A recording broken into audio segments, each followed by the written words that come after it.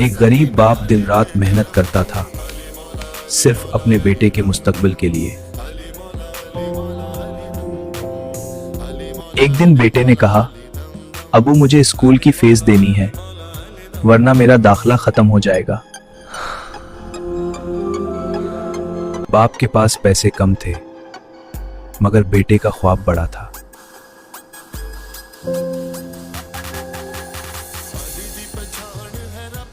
ये मेरी आखिरी चीज है, मेरी घड़ी।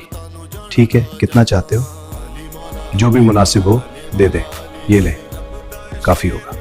उसने पैसे बेटे को दिए और खुद खामोशी से मुस्कुरा दिया।